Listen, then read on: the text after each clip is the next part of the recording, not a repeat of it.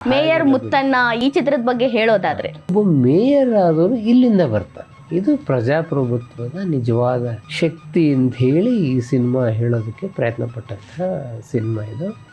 ಹಳ್ಳಿಯಾದರೇನು ಶಿವ, ದಿಳ್ಳಿಯಾದರೇನು ಶಿವ. ಸುಮಾರು 12 ಲಕ್ಷ ದುಡಿತು ಆ ಕಾಲ. ಅಂದರೆ ದ್ವಾರಕೀಶ್ ಯಾವಾಗಲೂ ಹೇಳೋರು ಆ ಲಾಭ ನಂಗೆ ಸಿಕ್ಕಲಿಲ್ಲ ಅಂತ. ಸೊ ಈ ಮೇಯರ್ ಮುತ್ತಣ್ಣ ಅದು ಅವ್ರು ಅಲ್ಲಿವರೆಗೆ ಕರ್ಕೊಂಡು ಹೋದಂಥ ಅಲ್ಲಿವರೆಗೆ ಮಾಡಿದಂಥ ಸಿನಿಮಾ. ಎಲ್ಲಿರೋದು? ನಿನ್ನ ಎದುರಿಗೆ ಇರೋದು. ಈ ಸಿನಿಮಾದಲ್ಲಿ ಒಂದು ಸೀನ್ ಇದೆ ಆ ಥರದ್ದು. ಅವ್ಳು ಪೇಂಟಿಂಗ್ ಮಾಡಿರ್ತಾಳೆ ಭಾರತಿ. ಸೊ ಅವನು ಹೇಳ್ತಾನೆ, ನೀವು ಬಡತನನೆಲ್ಲ ಪೇಂಟಿಂಗ್ ಮಾಡಿಬಿಡಿ, ನಮ್ಮ ಸಂಸ್ಕೃತಿ ಬಹಳ ದೊಡ್ಡದಿದೆ, ಸೊ ಇದನ್ನ ಮಾರಾಟ ಮಾಡಬೇಡಿ. ಇದು ಚಿತ್ರಕಲೆನಾ? ತಗೊಂಡೋಗಿ ತಿಪ್ಪೆ ಬಿಸಾಕಂಬ.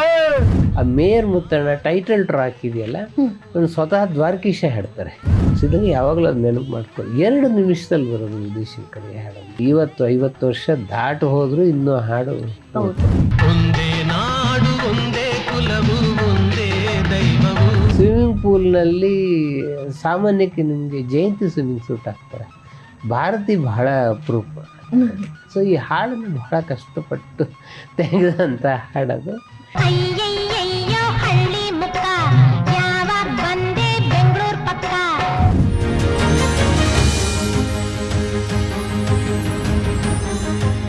ನಮಸ್ಕಾರ ವೀಕ್ಷಕರೇ, ಹೊಸದಿಗಂತ ಡಿಜಿಟಲ್ ಚಾನೆಲ್ನ ಸೂಪರ್ ಸ್ಟಾರ್ ಕಾರ್ಯಕ್ರಮಕ್ಕೆ ನಿಮ್ಗೆಲ್ರಿಗೂ ಆತ್ಮೀಯವಾದ ಸ್ವಾಗತ. ತುಂಬ ದಿನ ಆದಮೇಲೆ ಮತ್ತೆ ನಾವು ಹೊಸ ಮೂವಿಗಳ ಜೊತೆಗೆ ಮತ್ತೆ ಬಂದಿದ್ದೀವಿ. ರಾಜ್ಕುಮಾರ್ ಅವರ ಹಲವಾರು ಮೂವಿಗಳನ್ನು ಉಳಿಸ್ಕೊಂಡಿದ್ವಿ. ನೀವು ಸಾಕಷ್ಟು ಜನ ಆ ಮೂವಿ ಬಗ್ಗೆ ಹೇಳಿ, ಈ ಮೂವಿ ಬಗ್ಗೆ ಹೇಳಿ ಅಂತ ಸಾಕಷ್ಟು ಕಮೆಂಟ್ಗಳನ್ನು ಮಾಡಿದ್ರಿ. ನಮಗೆ ಮುಖ್ಯವಾಗಿ ನಿಮ್ಮ ಕಮೆಂಟಲ್ಲಿ ಹೆಚ್ಚಾಗಿ ಬಂದ ಮೂವಿಗಳನ್ನು ಇವತ್ತು ನಾವು ಡಿಸ್ಕಸ್ ಮಾಡೋರಿದ್ದೀವಿ. ಅದೇ ರೀತಿ ಯಾವಾಗಲೂ ರಾಜ್ಕುಮಾರ್ ಅವರ ಚಲನಚಿತ್ರ ತೆರೆಮರೆ ಹಿಂದಿನ ಕಥೆಗಳನ್ನ ನಮ್ಮ ಜೊತೆ ಶೇರ್ ಮಾಡ್ತಾ ಇದ್ದಂತಹ ಸಿನಿ ಪತ್ರಕರ್ತರಾದ ಶ್ರೀಧರ್ ಮೂರ್ತಿ ಸರ್ ಅವರು ನಮ್ಮ ಜೊತೆಗಿದ್ದಾರೆ. ಅವ್ರನ್ನ ಕಾರ್ಯಕ್ರಮಕ್ಕೆ ಸ್ವಾಗತ ಮಾಡೋಣ. ಸರ್ ನಮಸ್ಕಾರ. ಸ್ವಾಗತ ಸರ್. ಸ್ವಾಗತ.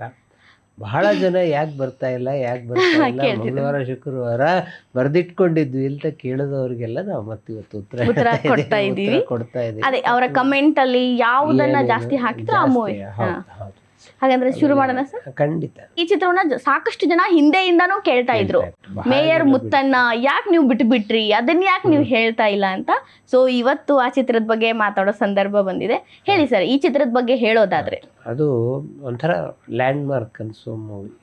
ನಮ್ಮ ಪ್ರಜಾಪ್ರಭುತ್ವದ ಅಡಿಗಲ್ಲೇ ತಳಮಟ್ಟದಲ್ಲಿದ್ದವನು ಪ್ರಧಾನಮಂತ್ರಿ ಆಗಬಹುದು, ಮುಖ್ಯಮಂತ್ರಿ ಆಗಬಹುದು, ಮೇಯರ್ ಆಗಬಹುದು. ಈ ಥರದ ಇದನ್ನು ಇಟ್ಕೊಂಡು ಮೇಯರ್ ಮುತ್ತಣ್ಣ ಸಿನಿಮಾ ಬಂದಿದ್ದು. ಚಾರಿತ್ರಿಕವಾಗಿ 2 ಬಹಳ ಮುಖ್ಯವಾದ್ದು. ಒಂದು, ದ್ವಾರಕೀಶ್ ಅವರು ಪ್ರೊಡ್ಯೂಸ್ ಮಾಡಿದ ಮೊದಲ ಸಿನಿಮಾ. ಅದಕ್ಕಿಂತ ಮುಂಚೆ ಅವರು 66ನೇ ಇಸ್ವಿಯಲ್ಲಿ ಮಮತೆಯ ಮಂದನ ಅಂತ ಒಂದು ಸಿನಿಮಾ ಮಾಡಿದರು. ಅದು 3-4 ಜನ ಸೇರಿ ಮಾಡಿ ಅವರೇ ಸಂಪೂರ್ಣ ಪ್ರೊಡಕ್ಷನ್ ಅಂತ ಬಂದಿದ್ದು ಈ ಸಿನಿಮಾ. ಸಿದ್ಲಿಂಗಯ್ಯ ಅವರು ನಿರ್ದೇಶಕರಾದ ಮೊದಲ ಸಿನಿಮಾ ಬಂಗಾರದ ಮನುಷ್ಯದಂತ. ಸಿದ್ಲಿಂಗಯ್ಯನವರು ಇದಕ್ಕಿಂತ ಮುಂಚೆ ಒಂದು 16 ವರ್ಷ ಬೇರೆ ಬೇರೆ ನಿರ್ದೇಶಕರ ಜೊತೆಗೆ ಸಹ ನಿರ್ದೇಶಕರ ಕೆಲಸ ಮಾಡಿದರು. ಅವರು ಒಂದ್ಸಲ ದ್ವಾರಕೀಶ್ ಹತ್ರ, ನನಗೆ ಯಾರು ನನ್ನ ಮೇಲೆ ನಂಬಿಕೆನೇ ಇಡ್ತಿಲ್ವಲ್ಲ, ನನ್ನ ಡೈರೆಕ್ಟ್ರ್ ಮಾಡ್ತಾನೆ ಅಲ್ಲ, ನಾನು ಮಾಡ್ತೀನಿ ನಿಮ್ಮನ್ನು ಡೈರೆಕ್ಟರ್. ಓಕೆ. ಸಿದ್ಲಿಂಗಯ್ಯನವರು ಒಂಥರ ಹಳ್ಳಿನಲ್ಲಿ ಚಾಲೆಂಜ್ ಮಾಡಿ ನಾನು ಡೈರೆಕ್ಟರ್ ಆಗ್ತೀನಿ ಅಂತ ಬಂದು ಅವರು ಅದರ ಆಟೋಗ್ರಾಫಿಯಲ್ಲಿ ಅದು ಬರ್ಕೊಂಡಿದ್ದಾರೆ. ನಾನು ಮತ್ತೆ ಹಳ್ಳಿಗೆ ಬಂದರೆ ಕಾರಲ್ಲೇ ಬರ್ತೀನಿ ಹಳ್ಳಿಗೆ ಅಂತ ಚಿತ್ರ ಮಾಡಿ ಸಕ್ಸಸ್ ಆಗಿ ಹಾಗೆ ಹೋದರು ವಾಪಸ್. ಸೊ ಈ ಮೇಯರ್ ಮುತ್ತಣ್ಣದ ಕತೆ ಕೂಡ ಹಾಗೆ. ಅವ್ನು ಮುತ್ತಣ್ಣ ಹಳ್ಳಿಯಿಂದ ಹಾಗೆ ಬರ್ತಾರೆ, ಸರಳ ಜೀವನ, ಸರಳದೆ. ಹೌದು. ಆಮೇಲೆಲ್ಲ ಏನೋ ಒಂದು ಆಪಾದನೆ ಬರುತ್ತೆ, ಅದು ನನ್ನ ಮೈ ಮೇಲೆ ಹಾಕ್ಕೊಂಡು ಹಳ್ಳಿ ಬಿಟ್ಟು ಓಡಿ ಬಂದು ಇಲ್ಲಿ ಯಾರು ಶ್ರಮಜೀವಿಗಳು ಇರ್ತಾರೋ, ಇದು ಮೇಯರ್ ಮುತ್ತಣ್ಣ. ಆಗ ನಿಮಗೆ ಬೆಂಗಳೂರು, ಸೊ ಈಗೆಲ್ಲ ನೀವು ಯುರೋಪ್ ಹೋಗೋದು ಸುಲಭ, ಅಮೇರಿಕಕ್ಕೆ ಹೋಗೋದು ಸುಲಭ, ಎಲ್ಲ ಬಹಳ ಸುಲಭ. ಆ ಕಾಲದಲ್ಲಿ ಬೆಂಗಳೂರಿಗೆ ಬರೋದೇ ದೊಡ್ಡ ವಿಷಯ, ಹಳ್ಳಿಯಿಂದ ಬೆಂಗಳೂರಿಗೆ. ಸೊ ಎಲ್ಲರ ಕಲ್ಪನೆ ಇದ್ರು ಬೆಂಗಳೂರು ದೊಡ್ಡ ದೊಡ್ಡ ಬಂಗಲೆ, ವಿಧಾನಸೌಧ, ಕಾರು ಅಂತ ಹೇಳಿ. ಮೇಯರ್ ಮುತ್ತಣ್ಣ ಮೊದಲನೇ ಬಾರಿಗೆ ಬೆಂಗಳೂರಲ್ಲೂ ಕಷ್ಟಜೀವಿಗಳಾಗಿರ್ತಾರೆ, ಇಲ್ಲೂ ಕಸ ಹೊಡೆಯೋರು ಇರ್ತಾರೆ, ಇಲ್ಲೂ ಮನೆ ಕಟ್ಟೋರು ಇರ್ತಾರೆ, ಇಲ್ಲೂ ಚರಂಡಿ ಕ್ಲೀನ್ ಮಾಡೋರು ಇರ್ತಾರೆ.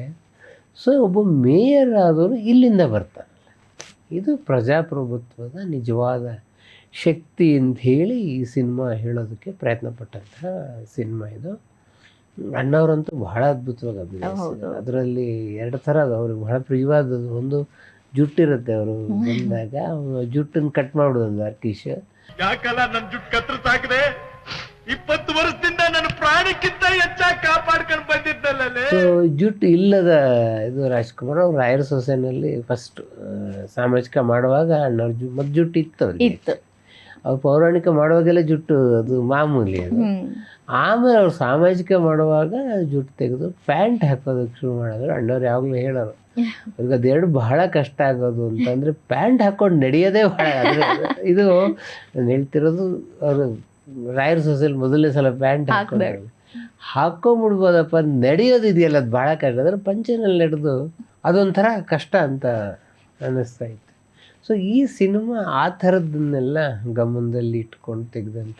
ಈಗ ಅಂದ್ರೆ ನೀವು ಪಂಚೆ ಹಾಕೊಂಡಾದ್ರೆ ನಡೆದ್ ಬಿಡ್ಬೋದು, ಈ ಪ್ಯಾಂಟ್ಗಳನ್ನ ಹಾಕೊಂಡು ಫೈಟ್ ಸೀನ್ ಎಲ್ಲ ಮಾಡಿದ್ದಾರೆ ಅಣ್ಣವರೆಲ್ಲ. ನಡೆಯೋದೇ ಕಷ್ಟ ಅಂತ ಹೇಳಿದ್ರು. ಆಮೇಲೆ ನಡೆಯೋರೇ ಕಷ್ಟ ಅನ್ನೋರು ಕೋಟು ಬೂಟು ಎಲ್ಲ ಹಾಕೊಂಡು ಕಸ್ತೂರಲ್ಲಿ ವಾಸದ ಸಿನಿಮಾದಲ್ಲಿ ಆ ಥರದ ಕೋಟು ಬೂಟು ಅಂದರೆ ಅದೊಂದು ಪರಿವರ್ತನೆ. ಅದನ್ನು ಅವರು ಬಹಳ ಚೆನ್ನಾಗಿ, ಈಗ ನಮಗೆ ಜೀವನದಲ್ಲಿ ಇಂಥರದ ಪರಿವರ್ತನೆ ನಾವೇ ನೋಡಿದ್ವಿ. ನಮಗಿಂತ ಹಿರಿಯರಲ್ಲ, ನಮ್ಮ ಕಾಲದಲ್ಲೇ ಪ್ರಿಂಟ್ ಮಾಡೋ ಮಳೆ ಎಲ್ಲ ಜೋಡಿಸಿ ಪ್ರಿಂಟ್ ಮಾಡೋ ಮಳೆ ಜೋಡಿಸಿ. ಸೊ ನಾವು DTP ಬಂದಿದ್ದು ನಾವೇ ಕಣ್ಣಾರೆ ನೋಡೋದು. DTP ಬಂದು ಅದೊಂದು ಬದಲಾವಣೆ ಆಯಿತು. ಹಿಂಗೆ ಈಗ ಬಂದು ಇನ್ನೊಂದು ಥರ ಬದಲಾವಣೆ. ಇದು ಈ ಬದಲಾವಣೆಗಳಿಗೆ ಯಾರು ಅಡಾಪ್ಟ್ ಆಗ್ತಾರೋ ಅವ್ರು ಉಳ್ಕೊಂಡು. ಅಂದ್ರೆ ರಾಜ್ಕುಮಾರ್ ಅವರು ನಮ್ಮ ತಾತನಿಗೂ ಹೀರೋ ಆಗಿದ್ರು, ನಮ್ಮ ಅಪ್ಪನಿಗೆ ಹೀರೋ ಆದ್ರು, ನಮ್ಗೆ ಹೀರೋ ಆದ್ರು, ಹಂಗೆ ಎಲ್ಲ ಕಾಲಕ್ಕೂ ಸೆಟ್ ಆಗೋನ್ ಬಂದ್ರು ಅವರು. ಆಮೇಲೆ ನೆಕ್ಸ್ಟ್ ಜನರೇಷನ್ ಕೂಡ ಹೌದು ಅಣ್ಣವ್ರು ಈ ಥರ ಸಿನಿಮಾಗಳು ಮಾಡಿದ್ರ ಅನ್ನುವ ಮಟ್ಟಿಗೆ ಬಂದರು. ಇದು 1,12,000 ರೂಪಾಯಿ ಬಜೆಟಲ್ಲಿ ತೆಗೆದ ಸಿನಿಮಾ. ಸುಮಾರು 12 ಲಕ್ಷ ದುಡೀತು ಆ ಕಾಲ. ಪಟ್ಟು ಅಂದರೆ ದ್ವಾರಕೀಶ್ ಯಾವಾಗಲೂ ಹೇಳೋರು ಆ ಲಾಭ ನಂಗೆ ಸಿಕ್ಕಲಿಲ್ಲ ಅಂತ. ಯಾಕೆ ಅಂದರೆ 1,12,000 ಸಿನಿಮಾ ಅಂದರೆ 1 ಲಕ್ಷಕ್ಕೆ ಡಿಸ್ಟ್ರಿಬ್ಯೂಟರ್ ಮಾರ್ಬಿಟ್ಟಿದ್ರು. ರಿಲೀಸ್ ಡಿಸ್ಟ್ರಿಬ್ಯೂಟರ್ ಅದರ ಲಾಭ ಮಾಡಿಕೊಂಡ್ರು. ಆದರೆ ದ್ವಾರಕೀಶ್ ಈ ವ್ಯವಹಾರವನ್ನು ಆಮೇಲೆ ಮಾಡೋರು. ಅಂದರೆ ನಿಮಗೆ ಕೆಲವು ಸಲ ಲಾಸ್ ಆದರೆ ಇದು ಲಾಭ ಆಗುತ್ತೆ ಮೊದಲೇ ಮಾರೋದು.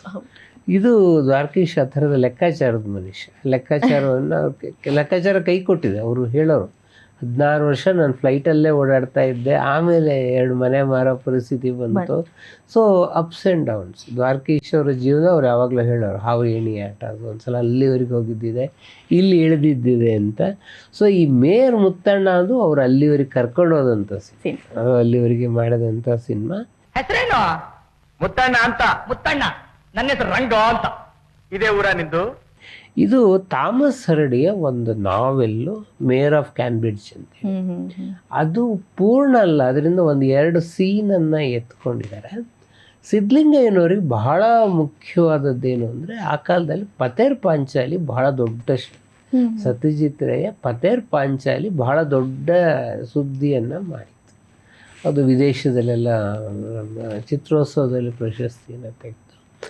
ಆಗ ನರ್ಗಿಸ್ ದತ್ತು, ಸುನಿಲ್ ದತ್ ಹೇಳ್ತೀನಿ, ನರ್ಗಿಸ್ ದತ್ ಅವರು ಕಲಾವಿದ. ನರ್ಗಿಸ್ ದತ್ ರಾಜ್ಯಸಭಾ ಸದಸ್ಯರಾಗಿತ್ತು. ಅವರು ರಾಜ್ಯಸಭೆಯಲ್ಲಿ ಒಂದು ಪ್ರಸ್ತಾಪ ಮಾಡಿದ್ರು, ಸತ್ಯಜಿತ್ ರೇಗೆ ಗಿವಾರ್ಡೆಲ್ಲ ನಾವು ಹೋಗ್ತೀವಿ, ಆದರೆ ನೀವು ಭಾರತೀಯರ ಬಡತನವನ್ನು ಹೀಗೆಲ್ಲ ಪ್ರದರ್ಶನ ಮಾಡೋದು ಸರಿನಾ?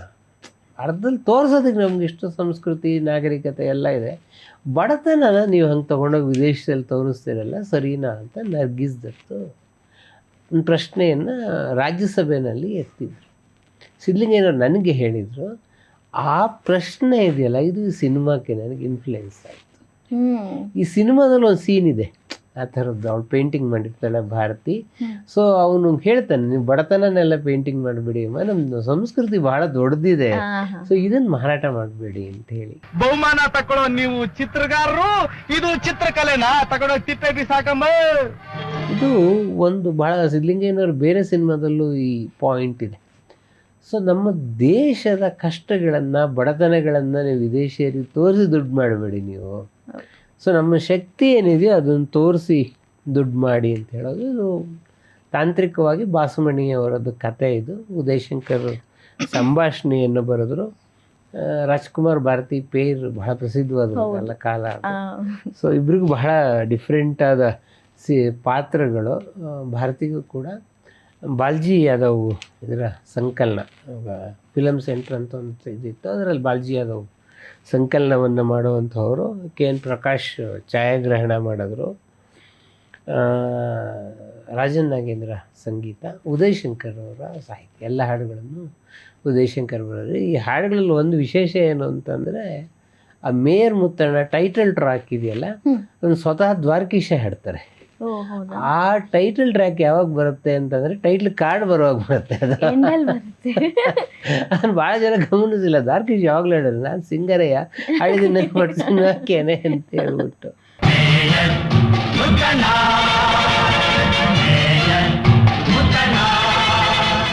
ಇದರಲ್ಲಿ ಬಹಳ ಪ್ರಸಿದ್ಧವಾದ ಹಾಡು ಒಂದೇ ನಾಡು ಒಂದೇ ಕುಲವು ಒಂದೇ ದೈವವು.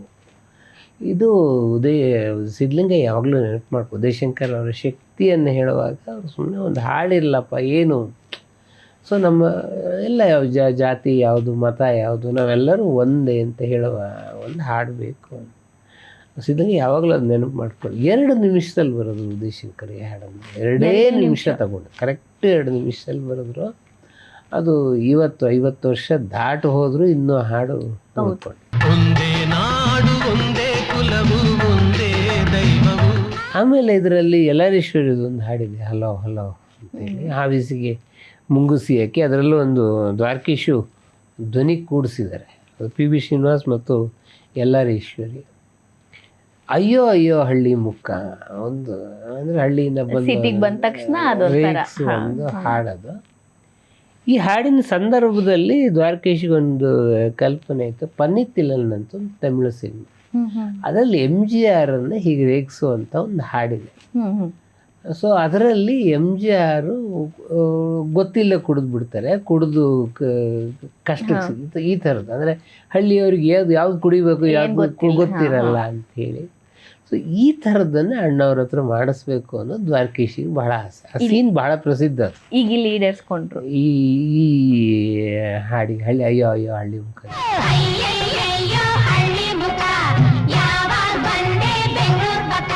ಆದರೆ ಅಣ್ಣವ್ರು ಕೊನೆಯವ್ರಿಗೂ ನಾನು ಕುಡಿಯೋ ಸೀನ್ ಮಾಡಲ್ಲ, ನಾನು ಅದು ತಪ್ಪು ಸಂದೇಶ ಕೊಡುತ್ತೆ ಅಂತ ಹೇಳಿ ಆ ಕಾರಣಕ್ಕೆ ಮಾಡಲಿಲ್ಲ. ಇದು HMT ಸ್ವಿಮ್ಮಿಂಗ್ ಪೂಲ್. ಅವಾಗ ಸ್ವಿಮ್ಮಿಂಗ್ ಪೂಲ್ಗಳು ಈಗ ಬೆಡವಡೆಗೊಂದು ಸ್ವಿಮ್ಮಿಂಗ್ ಪೂಲ್ ಆಗ ಬಹಳ ಅಪರೂಪ ಸ್ವಿಮ್ಮಿಂಗ್ ಪೂಲು, ಮತ್ತು ಪರ್ಮಿಷನ್ ಸಿಗಬೇಕು ಶೂಟಿಂಗಿಗೆ. HMT ಲೇಔಟಲ್ಲಿ ಒಂದು ಸ್ವಿಮ್ಮಿಂಗ್, ಜಾಲಹಳ್ಳಿ HMT ಲೇಔಟಲ್ಲಿ ಒಂದು ಸ್ವಿಮ್ಮಿಂಗ್ ಪೂಲ್ ಇತ್ತು. ಅಲ್ಲಿ ಹಾಡು ಶೂಟಿಂಗು, ಮತ್ತು ಇಡೀ ಹಾಡಿಗೆ ನಾವು ಭಾರತಿ ಯಾವಾಗಲೂ ನೆನಪು ಮಾಡ್ಕೊಳ್ಳೋರು. ಈ ಹಾಡು ಶೂಟಿಂಗ್ ಮುಗಿಸಿ ರಾಜ್ಕುಮಾರ್ ಭಾರತಿ ಇಬ್ಬರು ರಾತ್ರಿ ಟ್ರೈನಿಗೆ ಜೈಪುರಕ್ಕೆ ಹೋಗ್ಬೇಕು, Srikrishna Devaraya shooting next day. So ಈ ಹಾಡು ಮುಗೀತಿದ್ದ ಹಾಗೆ ಇಬ್ಬರು ಒಟ್ಟಿಗೆ ಜೈಪುರಕ್ಕೆ ಹೋಗ್ಬೇಕು. ಹಾಗಾಗಿ ಈ ಹಾಡು ಬೇಗ ಮುಗಿಬೇಕು, ಬಟ್ ಮುಗೀತಾ ಇಲ್ಲ. ಯಾಕಂದರೆ ನಿಮ್ಗೆ ಔಟ್ಡೋರು ಈಗಿನಷ್ಟು ಸುಲಭ ಇಲ್ಲ. ಈಗ ನಿಮಗೆ ಲೈಟಿಂಗ್ ಬಹಳ ಈಸಿಯಾಗಿ ಬಂದ್ಬಿಡುತ್ತೆ.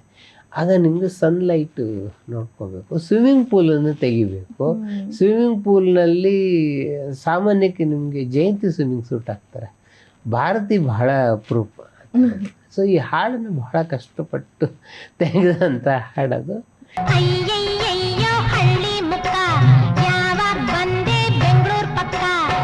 ಇನ್ನೊಂದು ಪಿ ಬಿ ಶ್ರೀನಿವಾಸ್ ಅವರ ಬಹಳ ಟಾಪ್ ಸಾಂಗ್ಗಳಲ್ಲಿ ಒಂದು ಹಳ್ಳಿಯಾದರೇನು ಶಿವ, ದಿಲ್ಲಿಯಾದರೇನು ಶಿವ, ಜನರೆಲ್ಲ ಒಂದೇ ಶಿವ ಅಂತೇಳಿ. ಆ ಹಾಡು ಕೂಡ ಬಹಳ ಪ್ರಸಿದ್ಧವಾಯಿತು, ಇಂದು ಪ್ರಸ್ತುತ ಬಹಳ. ಹೌದು. ಸೊ ಜನರೆಲ್ಲ ಒಂದೇ ಶಿವ ಅಂತ ಹೇಳಿ ಉದಯಶಂಕರ್, ಎಲ್ಲ ಹಾಡುಗಳು ಉದಯಶಂಕರ್ ಬರೆದಿದ್ದು, ರಾಜನ್ ನಾಗೇಂದ್ರ ಸಂಗೀತ ಕೊಟ್ಟರು. ಹಳ್ಳಿಯಾದರೇನು ಶಿವ, ದಿಲ್ಲಿಯಾದರೇನು ಶಿವ. ಆ ಸಿನಿಮಾ ನಾನು ಹಾಗೆ ಹೇಳಿದಾಗೆ ಬಹಳ ದೊಡ್ಡ ಪ್ರಮಾಣದಲ್ಲಿ ಯಶಸ್ಸನ್ನು ಕಾಣ್ತು, ಒಂದು ಟ್ರೆಂಡ್ ಸೆಟರ್ ಆಯಿತು. ಸೊ ಕನ್ನಡಕ್ಕೆ ಸಿಕ್ಕ ಲಾಭಗಳಲ್ಲಿ ಒಂದು ದ್ವಾರಕೀಶ್ ಆಮೇಲೆ ದೊಡ್ಡ ದೊಡ್ಡ ಸಿನಿಮಾಗಳು, ಮೆಗಾ ಸಿನಿಮಾಗಳನ್ನು ತೆಗೆದ್ರು, ವಿದೇಶದಲ್ಲಿ ಶೂಟಿಂಗ್ ಮಾಡಿದ್ರು. ಈ ಥರದ ಸಾಹಸಿ ನಿರ್ಮಾಪಕರೊಬ್ಬರು ಕನ್ನಡಕ್ಕೆ ಸಿಕ್ಕಿದ್ರು. ಸಿದ್ಧಲಿಂಗಯ್ಯ ಅಂತಹ ಸಾಹಸಿ. ಆಮೇಲೆ ಸಾಲು ಈ ಸಿನಿಮಾದಿಂದ ಅವರು 6 ಸಿನಿಮಾಕ್ಕೆ ಅಣ್ಣವರೇ ನಾಯಕರು ಸಿದ್ಧಲಿಂಗಯ್ಯನವ್ರಿಗೆ. ದೂರದ ಬೆಟ್ಟದವರೆಗೂ ಆ ಕಾಂಬಿನೇಷನ್. ಸೊ ಅದು ಒಂದಿಷ್ಟು ಕಾಲ ರಾಜ್ಕುಮಾರ್ ಭಾರತಿ ಮತ್ತು ಸಿದ್ಧಲಿಂಗಯ್ಯ ನಿರ್ದೇಶನದ ಬಹಳ ಹಿಟ್ ಸಿನಿಮಾಗಳು ಬಂತು. ಈ ಪೇರಿಗೆ ಅದು ಕಾರಣ ಆಯಿತು.